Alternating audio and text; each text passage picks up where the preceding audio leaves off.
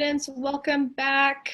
I want to introduce you to Stacy Black and Ruth Kaneko. They're from BECU.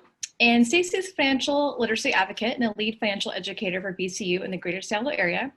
For almost 2 decades, Stacy has spoken on behalf of BCU's financial education programs for adults, school-aged kids, teenagers, and college students on topics such as budgeting, understanding credit, debt reduction, and more. And with a lifelong interest in teaching, Stacy is passionate about helping others learn how to act on their finances and positively impact their lives with financial freedom. Can you wave for us, Stacy, so we know?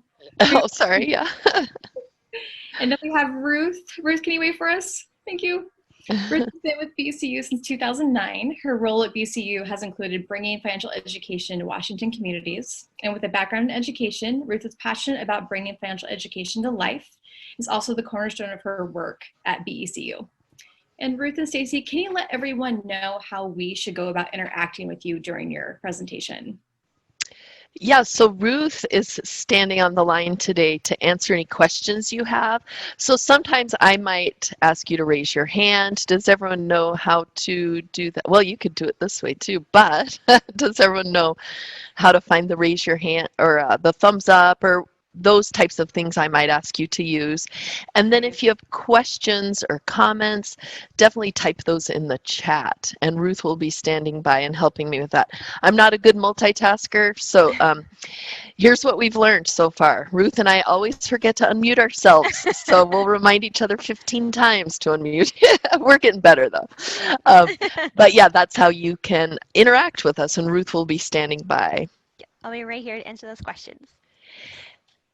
Now, I'm not sure if I have, I'm not able to share my PowerPoint for some reason. Usually I can choose just to share my PowerPoint, so I don't know if I'm doing something wrong. I can share my screen, but not just the PowerPoint. So, and I think you're muted, Jenna. Do you want to just share your screen then? Yeah, let me see. Oh, go ahead. I have it that all participants can share, so it shows. I'm not sure if it's going to share everything on my screen or just the PowerPoint. So let's see. How does that? We just see the PowerPoint. Oh, good. Okay. Good, good. Right now we see it in editing mode. Yeah, I got to get to the beginning. Okay. Thank you, everyone. See, Ruth has to keep me on track here, but thank you all for joining us. Again, my name is Stacy Black, and I'm one of the financial educators at BECU. Ruth is the other, so there's 2 of us, but we get to travel, well, we used to get to travel to exotic locations between Everett and Olympia. And now I get to travel to exotic locations between my living room and dining room in Milton, Washington. But so now we're doing everything online, obviously, and my anticipation is we'll be doing this probably for the whole school year, but generally we go out and teach with students and adults, and we're really excited to be here. We've partnered with Washington Business Week for several years. So today we're going to talk about budgeting. Ruth and I both, I know it sounds weird, but we love talking about budgeting. It is my favorite topic. We talk about a lot of different things in our sessions, but this is, I think, one of the most important and one of my favorite topics.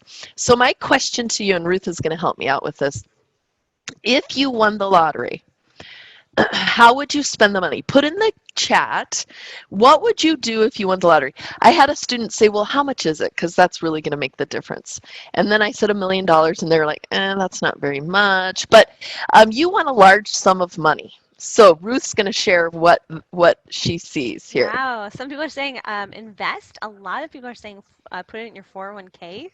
Nice. So a lot of investing. What is the real stuff they would do with it, though? Some people are saying buy more lottery tickets. No. One person said a car, buy a car, save for college, invest in real estate. Yep. A house, buy a house. Yep. Pay off my house, invest in the rest. Nice. Okay. It's funny because usually we get a lot of save, and I think that's really what you think I want to hear, but.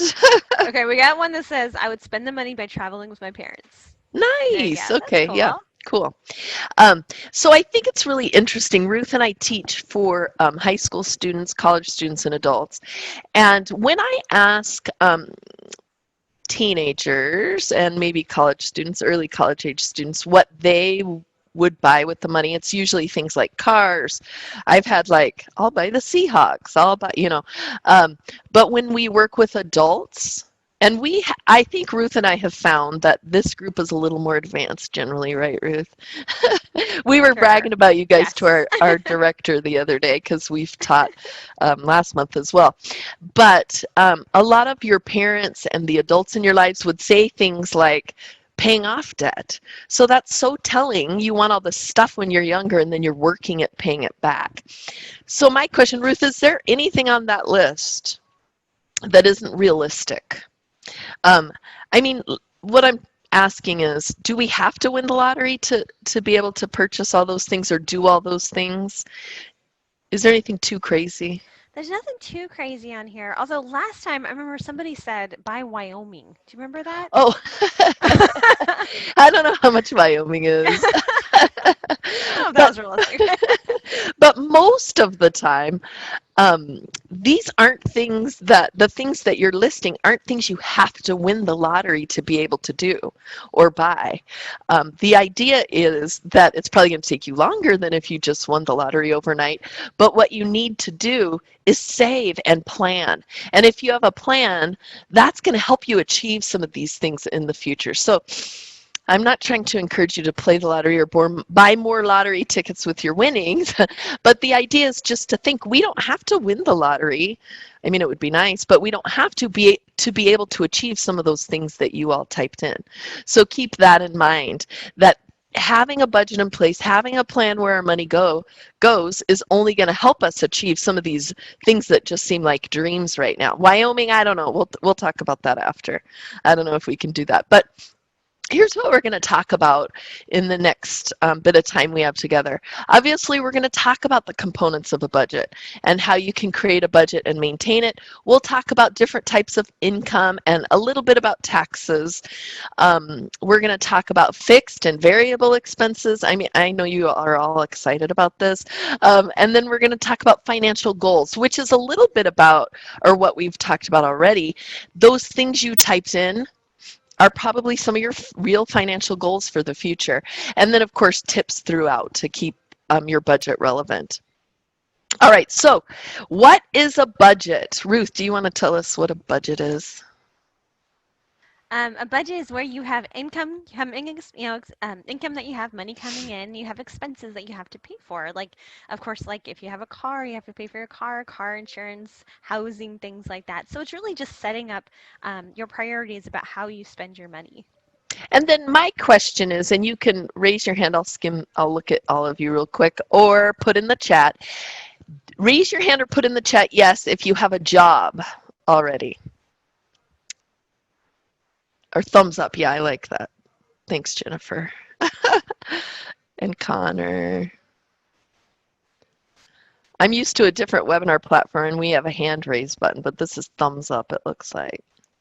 All right, so several of you do have a job. Ruth, are you seeing a lot coming in? Yeah, we're seeing some people are saying that they're close to getting a job. Nice. They had a job maybe. They don't have it anymore right now, but they had one. Yeah, this is perfect timing then, because you're all at a starting point, or else some of you have a job and you probably haven't had it for too long. It's a great time to start thinking about budgeting and having a plan for where your money goes. So those of you who make money already, even if it's allowance or something like that, that's going to help you build your budget. That's what you have to work with. And now you have to figure out your expenses. Hopefully you guys don't have a lot of expenses right now. As you get older, like me, you're going to get a lot more expenses. So it's good to start working with them now and kind of practicing with this budget when it's so much easier than when you're an adult. So who uses budgets, Ruth? Who besides me? Well, mostly everybody should use a budget. Everybody usually does. And it's funny because it doesn't matter how much money you have. We work with people a lot who are on a very fixed income, right? They've got very limited funds and they really have to pay attention to their budget, right? Of how much they spend on different things. But also we work with people who maybe have are the other end of the spectrum where they have a lot more money to spend. But they all have this thing called budgeting that they need to figure out, okay, where is my money going, right? To take care of these funds that they have. And I taught, we have a different budgeting session, obviously, for adults, but I taught our budgeting session one time. I've taught it at a homeless shelter before, and I've taught it for Boeing executives. And someone at the homeless shelter once told me, it doesn't matter how much you have, it's how you manage what you have that's really going to make the difference. Of course, I would rather have what a Boeing executive has to manage money-wise, but it really is about planning and having a plan for where your money goes. All right, so thank you all for that. So here are the basics. I mean, this is really basics of budgeting. Those of you who have income, you're going to take your income, subtract your expenses, and that's how much you have left over or how much you're short each month. When we work with adults, most of the adults who are coming to our sessions are probably going to end up being negative, so it takes time to go back through and get within balance. And that's why I think it's a great time for you all now to get in the habit of budgeting while you only have probably, I'm guessing, a few expenses. So when we're talking about income, I want you all to type in the chat, what are some sources of income? Maybe some sources of income that you have, and sources maybe that your parents have, or just that, what are different sources of incomes that people have? And I'll let Ruth tell me so I don't have to switch around and get lost in here. A couple of people are saying that they're self-employed. Okay. They have investments coming in. They're working for their family.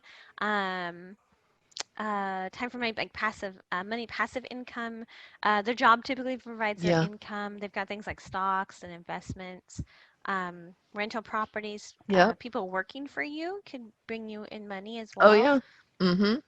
So stocks, yeah, smart, yes. yeah, Absolutely. See, so that's why I asked. Usually we tell you, but you all seem to know more than than we do sometimes. Oh, I love this. Hold on, one person saying I sell firewood on Craigslist. Oh, nice. That's a great way to go. Hey, that's smart. Awesome. Okay. So a lot of what you said is earned income, and most of us adults, our income comes from our earnings, our salary. We also, a lot of you mentioned, well, maybe not birthday gift from grandma. My grandma used to give me a $5 bill. That's not going to get me far.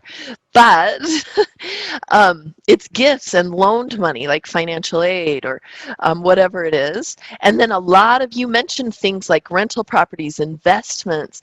That's all part of your portfolio. But most of us are working with this earned income. So when we talk about income, it could be all of those combined. So it could be any of those. Next, I wanted to show you a sample pay stub. Some of you already work, so you've probably seen something similar, but I just wanted to point out a few things. Up here, we have it breaking down your pay. So it's showing that they worked 79.18 hours at $17 an hour. So you could get really detailed here. But what I'm really focusing on is this gross pay. So their gross pay for this pay period was $1,362. But their net pay down here is $922. So I would like someone to tell me, and you can put this in the chat, what is the difference between gross pay and net pay? And then I'll let Ruth tell me what she sees there. I think they're thinking.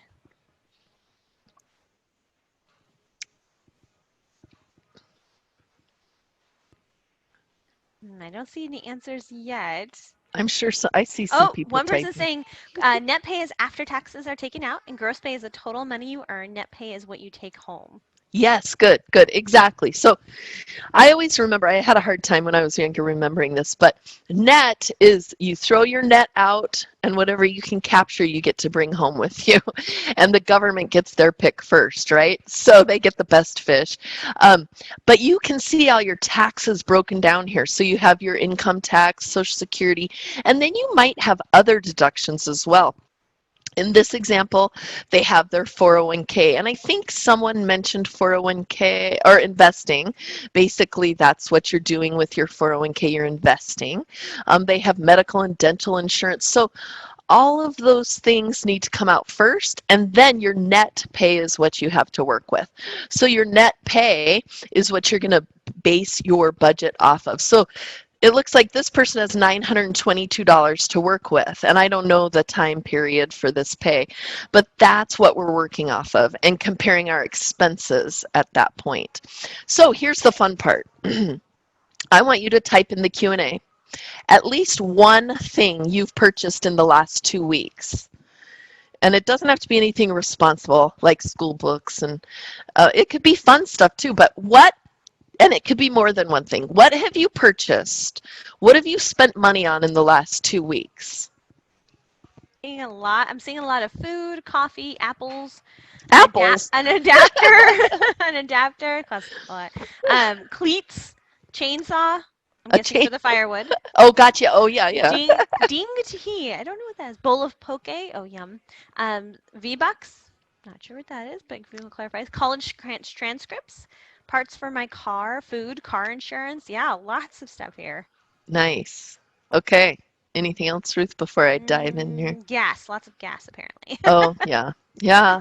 Yeah. There's all the fun stuff and then the responsible stuff, right? Like gas. So here's how I think of this, and it changes as you get older, but you all listed, Ruth told me all those expenses, a lot of them were variable expenses, meaning they don't have a specific due date, and you don't know how much they're going to be every single month. So food, for example, going out to eat, it's variable. Do you have a plan for exactly when you're going to go get fast food or go out to eat? Clothing is considered variable because we don't know exactly how much we're going to spend and when. Gas. You probably couldn't tell me exactly how much you spend a month on gas because it varies, correct? So those are all considered variable expenses. They can change. Fixed expenses, then, you all didn't have a lot of fixed expenses. I heard one, car insurance, but things like, do any of you have to pay rent? That would be considered a fixed expense. I'm glad that some of you shook your head no. I'm going to start charging my son rent so he'll move out before he's 40. But rent, car insurance, that we pretty much know how much that's going to cost and when we're going to pay it. Any loan payments you have. Do any of you pay a phone bill? Raise your hand or thumbs up if you put. So that would be, yep. I see some of you raising your hand. Those would be fixed expenses. Ruth always talks about, like, I have Spotify. That's a fixed expense. I know I'm going to have to pay for it every month. So you do have some fixed expenses, but I would say the majority of your expenses are probably variable. And that sometimes can make it a little harder to budget if you don't know what to expect. So my advice is then, if you're one of the people who said you're spending a lot on food, set a budget for your food. So I don't know what's reasonable now because we're home a lot, but maybe you say, I'm going to spend $50 this month on going out to eat, right? Stick to that amount. And now you've budgeted and you've made that variable expense a fixed expense. So if you create a budget for it and an amount and stick to it, that then becomes a fixed expense. So what I do when I get paid, I got paid on Friday, I take cash out for my spending money. I give myself a set amount for spending money. I give myself a set amount for groceries. And I take it out in cash so that I'm more likely to stick to it. Have you ever had a debit card and spent more than you expected? Yes, I do it all the time. Mm-hmm. So it's good to, until you get the hang of things, maybe think about using cash, but are you more likely to spend the cash if it's in your pocket? So whatever's going to work best for you. So just know as you get older, some of those, I mean, right now you have a lot of variable expenses. Then I think it switches a little to having more fixed expenses and a lot more just expenses in general. Ruth, would you say you have more fixed or variable expenses or a mix of both right now? Right now, it really depends. I think it's more of a mix. A lot of fixed expenses, I think, right now. Actually, right now, definitely a lot of fixed expenses. I've got a 2-year-old, and so still in diapers. Yeah. So you have fixed expenses, like, you know, you got your diapers, your wipes, you got all that fun stuff. So I'd definitely say fixed right now. Yeah, a lot of fixed expenses, but then variable expenses pop up. The other thing I like to tell people, how many of you, I'm going to either thumbs up or raise your hand or yes in the chat, have a car? How many of you drive? I see. So, yep, cool. Okay. So that is an example of an expense. I mean, an item that you're definitely going to have expenses for. I had to buy new tires recently, and you're always going to have those types of expenses. So now you know you have a car. You have the responsibility of owning a car. I opened up a separate savings account, and I can name it. So I named it car, and I put money in there every single month as if it's a bill. So now I have this variable expense that's my car and repairs, but I'm forcing it to be more of a fixed expense by putting money in an account every single month. You know you're going to need car repairs, so why not save up for those things? Same with my house. I have a house account. I used to have an account named Noodles, and it's not because I love top ramen, but I had a dog named Noodles. And so I knew she had vet expenses, so I would put money in that account. So I'm planning ahead for these things I know I'm going to have to spend money on. So I'm going to pause there and see if there are any questions or comments coming in, Ruth. Nothing so far. One person just made a comment that they drive, but they don't have a car yet. Oh, So okay. they don't have that expense quite yet. And if you're saving up for a car, that's another thing you can do is open a savings account and name it future car or whatever car you want to buy and put money towards that just to save up for the car and get in that habit as well. All right. As we're going though, if you have any tips or things, useful things that you have seen work for your family or work for you, let us know because Ruth and I always learn new things during these webinars. Okay, Ruth, I am going to say some items, and I might need your help thinking of things. But I want you all to give me, in the chat, tell me if it's a want or a need. So I'm going to say an item, and you have to tell me if you think it's a want or a need. Ruth, do you want to explain real quick? I'm sure they all know the difference between a need and a want. Sure. I think a need is definitely something where you have to have it to be able to survive. Want would be something that you don't have to have to survive, that you just Yep. kind of, it's something you definitely would like to have.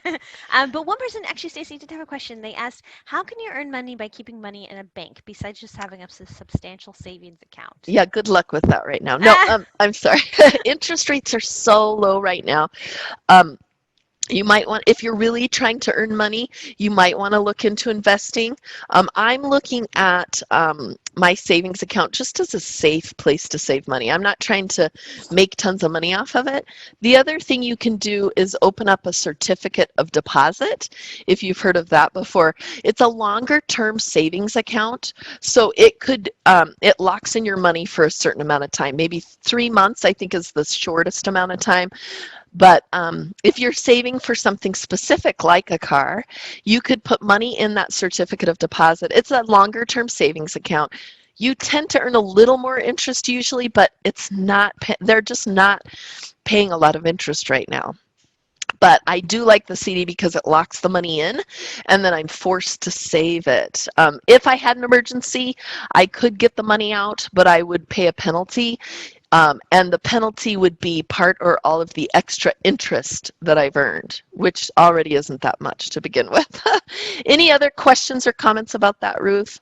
One person just made a comment about using the United States savings bonds is one idea. Yeah, so look into investing. If you're trying to earn money, you're not going to earn tons of money on a savings account or a checking account. Like the person who asked the question said, unless you have tons of money already, but there are investments that you can look into as well. Anything else? No, I think that's about it right now. Okay, I'm going to say an item after Ruth explained wants versus needs, and you're going to tell me if it's a need or a want. I was going to try to pull up the chat, but I'm not going to bother. I'll probably close myself out or something. So I'm going to say food. Ruth, what are they saying about food? Is it a need or a want? Need. Mostly everybody is saying need. I hope so. We have to have one food. person says it depends, though. What does it depend on? That's what I'm wondering. Because if I were to say, what's that? Oh, Popeye's chicken with the chicken sandwich. Is that a want or a need?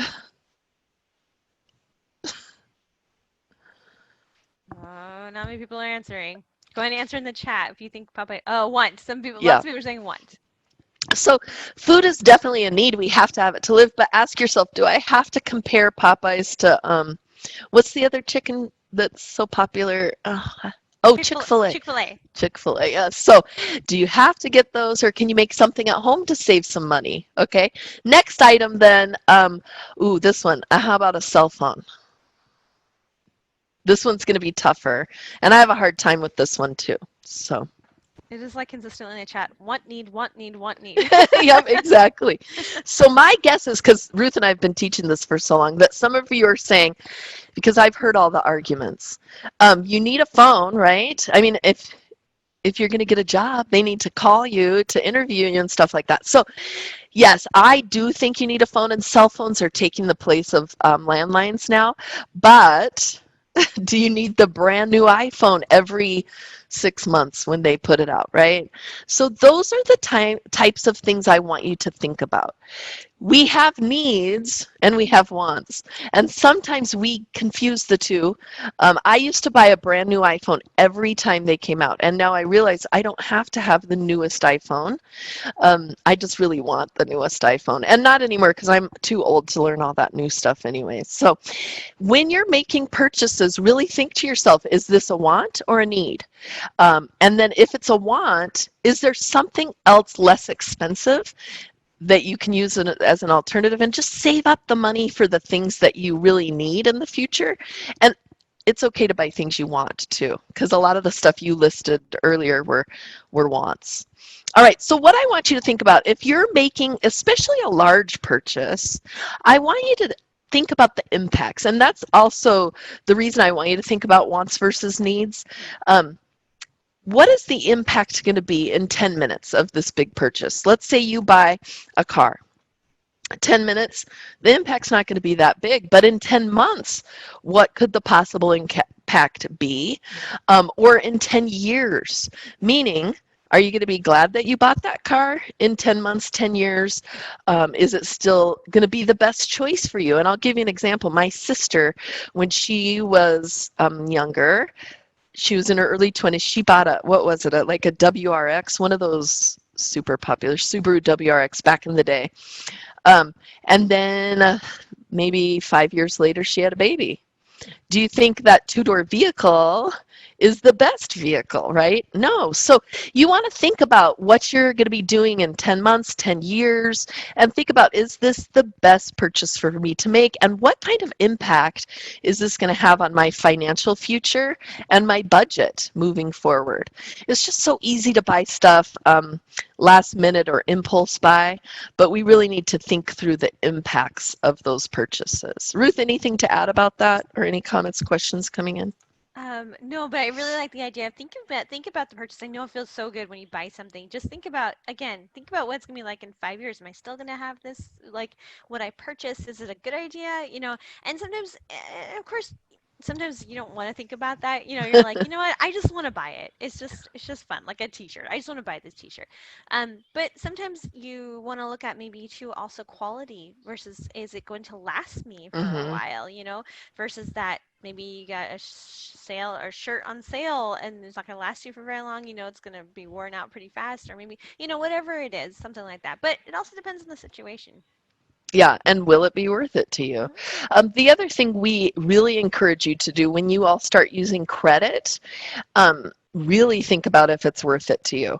If you were to buy, let's say, like a $2,000 TV on credit, if you did the math and saw how much it might cost you in interest and how long it might take you to pay off that TV, it might shock you, because you could still be paying for that TV in 10 years, right? And you probably won't even have that TV in 10 years. So I really want, the idea is just to think through and make wise choices.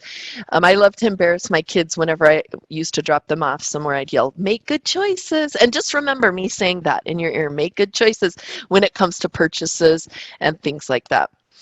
So now I want you to think about the list that you made earlier, the things that you've purchased in the last 2 weeks. And I want you to think about where you could cut back to come up with some extra money. If you're running short on money, where can you cut back in your expenses? And I want you to put some of that in the chat. Thinking about things you spent money on. Now, most of the time, I'm going to tell you to cut back and not completely out. Because, Ruth, what would happen if I told you never to buy coffee again from Starbucks? Right when you told me that, I would think I need coffee from Yeah. Starbucks. But, and I love picking on the coffee drinkers because I don't drink coffee, so let's pick on them. But if I told Ruth instead, don't ever buy coffee again, but I said, you know what, do you think you could, instead of 5 days a week, maybe go 3 days a week and make coffee at home for the other days? That's much more reasonable, and Ruth might be able to stick with that more. So Ruth, what are you seeing coming into the chat? So I'm seeing a lot of eating out, a lot of like public transportation. One person was saying that they usually find deals and coupons, or you can find deals and coupons out there for purchases like that. But I like that eating out is a big thing. That's usually one of the biggest things that we spend most of our money on, is eating out, for sure. Because when was the last time you went out to eat?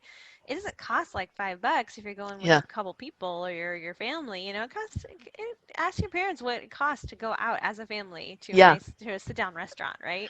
Well, and if you're not sure where you can cut back, if you feel like, gosh, I would like to save more, which is, I hope you're saying to yourselves, I want to save more, but I need to cut back in other places. One of the things I suggest, and you're not going to like this, but for at least 30 days, record everything you buy, everything, like bag of Cheetos.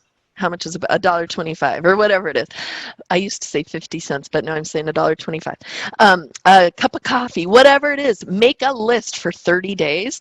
And then after 30 days, look through that list. And Ruth would see, do you still drink a lot of coffee, Ruth? Can I keep picking on you? I'm more a tea person now. Oh, yeah. Like every once in a while, I'll have a cup of coffee if it sounds good, but so I'll start picking on tea drinkers and stuff. But I used to drink energy drinks, and Ruth would give me a hard time about it. And if she sees one now, she still does. But that adds up too. So what I did is I saw energy drink, and I added up how much I was spending in 1 month on energy drinks. So let's use an example. Who in here buys coffee, thinks they buy coffee more than anyone else on the call? And I want you to type in how often you buy a drink from your coffee shop of choice and how much it costs. And Ruth, I want you to find the biggest one out of that. Oh, sorry. I have to tell you, as we were waiting for the answers, I went to the husband and my daughter and I went for a drive last night, and all the Starbucks were closed. I know. It was hard. Uh-oh, Ruth, are you okay? Like, we need coffee. We need something to drink. We usually need one of those, like, let's go get a green tea frappuccino. Even my 2-year-old will go, green tea frappuccino. So she knows what it is now. Yeah.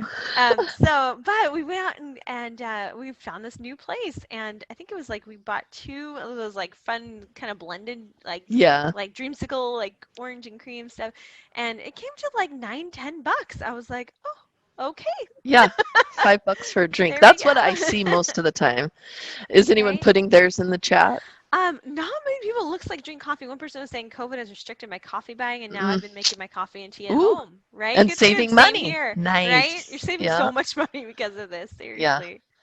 Well, Ruth, how much would you say your average coffee was when you used to drink coffee more often? Oh my gosh. So I did that 30-day journal thing, and I figured out, I thought I was spending maybe like $50 a month on coffee. And in reality, after 30 days of figuring out how much, I spent $200 on coffee and pastries. On coffee. Yes. Coffee and pastries. It's the pastries that'll kill you. Oh, yeah. But think about that. Did you say $200, right? $200. So every year, Ruth, if she kept that up, would be spending $2,400. And we actually advise our adult groups to do this as well. So keep track of everything you spend for 30 days. Because if you saw that adds up to $2,400 in a year, that's probably going to shock you into making some changes. $5 here and there doesn't seem like a lot, but when you add it all together, you could buy a car for $2,400. You might be able to buy Ohio. No, I don't know. Not with 25. But think about the other things that you could buy and reach some of those financial goals. All right, so that hopefully shocked. I've had people, I tell people, keep a spending journal is what we call it for 30 days, and I'll have adults say, that's going to be really depressing. But I kind of want to depress you just a little bit to hopefully make some changes. Whoever said this whole pandemic has really cut back on my coffee drinking, we're seeing that quite a bit, is people are cutting some expenses completely out. Like for me, gas, I hardly ever use gas. So now I can take the money I was spending on gas and put it towards one of my financial goals, which is to buy land. So that's going to be exciting in 20 years, maybe. All right. So let's talk a little bit more about budgeting. And this is one of the methods of budgeting. And some of you may have heard of it. It's the 50-30-20 budget. And I think for your age group, and actually let me ask this question. Raise your hand just in the camera and I'll skim through real quick. How many of you put money in your savings account on a regular basis? Okay, keep your hands up. All right, I see some of you now. Keep your hands up if you keep the money there after you put it in there. You don't spend it on something else. I think we've lost a few hands, but oh, a couple are still up. I'm impressed. You can put your hands down now.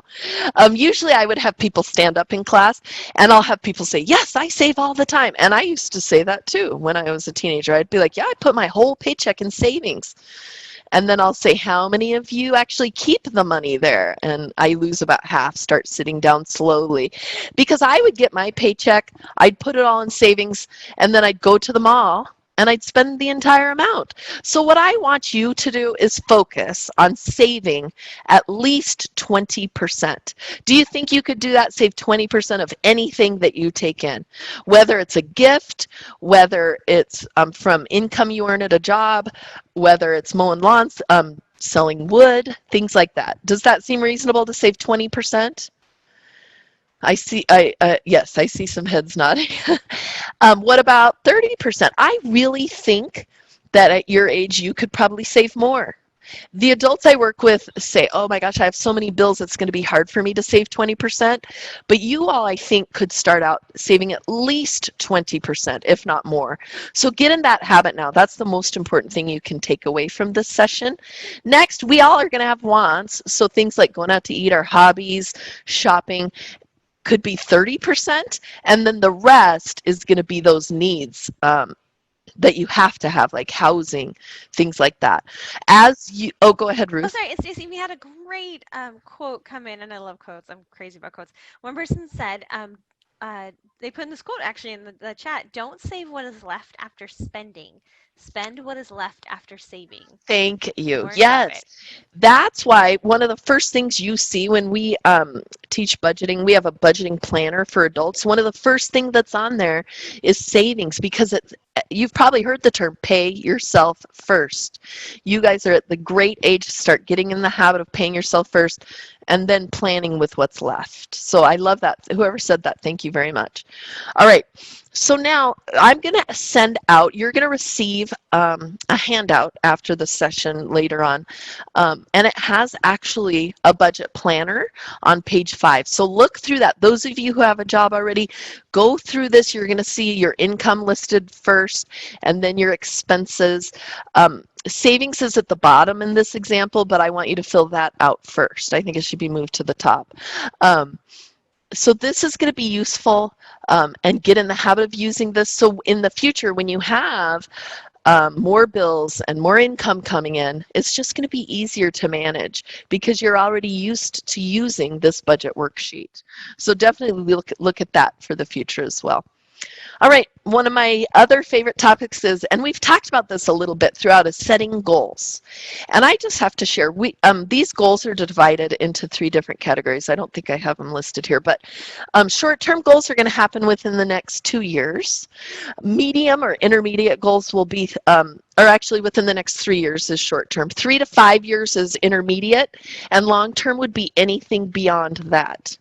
So I want you to think of one goal that you have, and everyone needs to type one goal in the chat, whether it's short-term, and please put short-term, medium-term, or long-term, and what your goal is. And while we're waiting, I'm going to share a story. I was teaching once, And I asked everyone, and this was in person, I said, would any, and I had them write down their goals, and then I said, would anyone like to share one of their financial, or one of their goals? I didn't say financial. And one student raised his hand, and he said his medium-term goal, so 3 to 5 years, was to get a girlfriend. And I said, oh, I should have said financial goals. And he said, no, that is a financial goal. I see some of you nodding, yeah. But I don't know, we argued for a little bit, but I encouraged him to make that a short-term goal. I think he could do it, right? So Ruth, what are you seeing coming in for these goals? For short-term goals, I'm seeing graduate school or graduate college. Short-term also like travel internationally. Nice. One person was saying for their medium-term goal, they want to go to college. Nice. Short-term, save money for a car. There you go. Intermediate, buy my own car. Yep. Nice. So it depends on when you want to buy. A lot of saving for a car. Yeah, and that's usually what we see a lot of. And a lot of medium-term goals, going to college, save up for a PC for the short-term goals, and then buy a car as well. Nice. I should have said before I asked you to type in your goals, your parents aren't on this call, so be honest. You don't have to say college, but no, I like it. I love it. All right. So Ruth, do you want to explain why it's so important and why we always encourage people to set goals? When it comes to budgeting, why is that so important? Yeah, because really, your goals are what's going to set up your budget. What that means is that if one of my goals is to get a dog, right? And I'm going to put money aside for that. I'm going to, my budget's going to look a little bit differently than if I don't want to get a dog, right? So maybe $50 or $100 every month is going to go to things that I need to take care of this dog, or anything I need to do to adopt this dog or whatever I need to do. Or maybe one of my goals is to get out of debt, right? So instead of I'm going to look at my budget. I'm going to say, maybe I'm not going to go out to dinner so much. Maybe I'm not going to buy so much coffee. I'm going to put that money towards my debt, paying off the debt that I have. So your goals really frame how you spend your money. So that's why they're so important. And we always encourage people to write them down. Write them down on paper. Write the goals down. Put them on a sticky note. I love sticky notes. And put them around your house. Put them somewhere that maybe you would see every day. As soon as you go out the door, your bedroom door, you could see them. My goal is to do this. So you have a short-term goal, a medium-term goal, and a long-term goal. Or even on your bathroom mirror or something, right? Go. So you see it every day. Yeah. Exactly.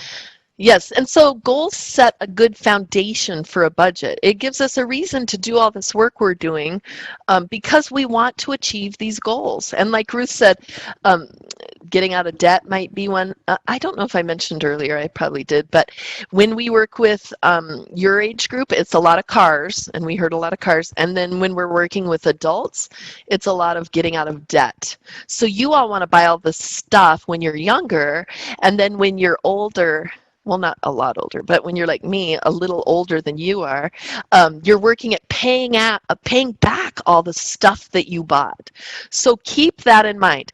You could get credit and buy some of the things you're talking about now, but again, what impact is that going to have in 10 months, 10 years? So really think of these financial goals to help keep you on track when it comes to budgeting. All right, here is a sample budget. And what we want you to do is really track to your budget.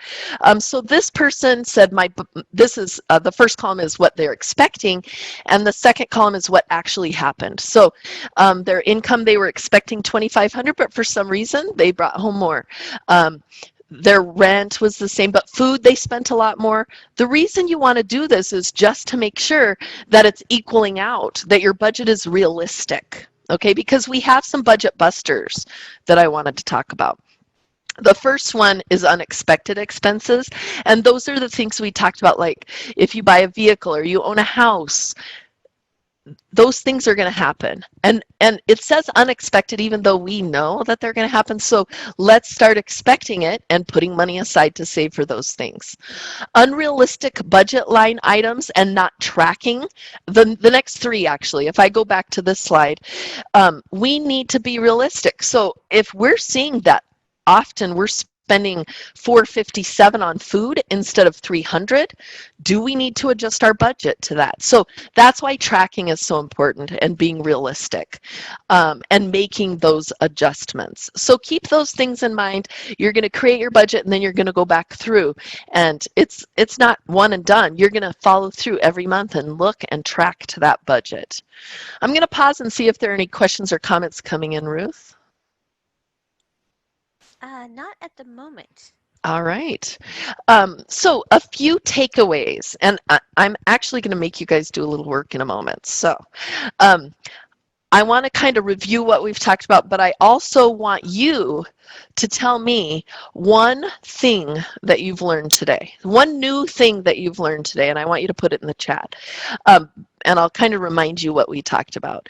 We talked about maintaining a current budget, and that you're going to use budgets probably your whole life. You might even get a job where you're in charge of budgets for the company.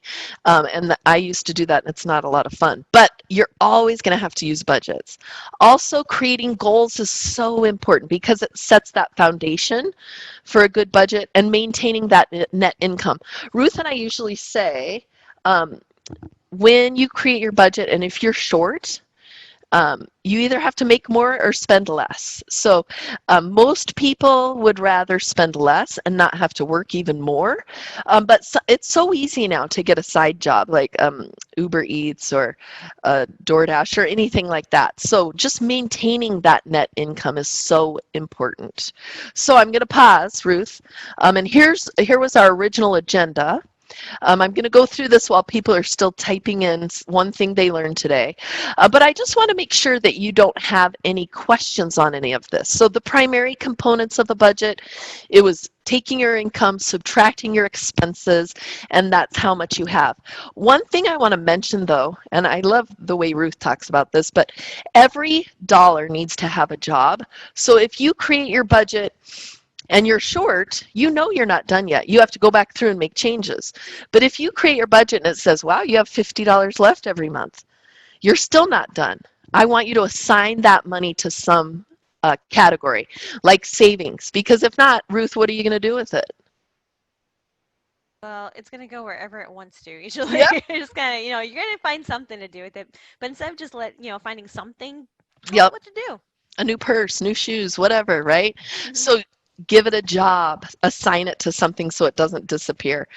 We talked a little bit about net versus gross income and a little bit about taxes, budgeting concepts. Remember, we talked about fixed expenses versus variable.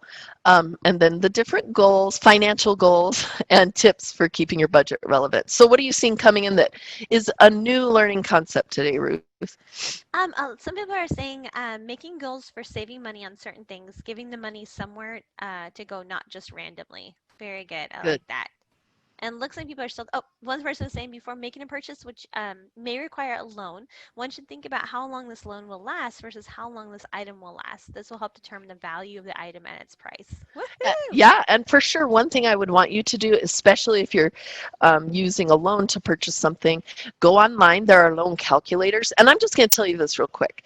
If, let's say, you bought a $2,000 TV right now, and the interest rate is 18%, and the minimum payment is $50 a month, but the payment goes down over time. If you just make the minimum payment, it is going to take you 12 to 13 years to pay off that TV. And that TV that costs $2,000 is going to cost you an extra $2,000 in interest. So that's like buying a TV that's really $2,000 for $4,000.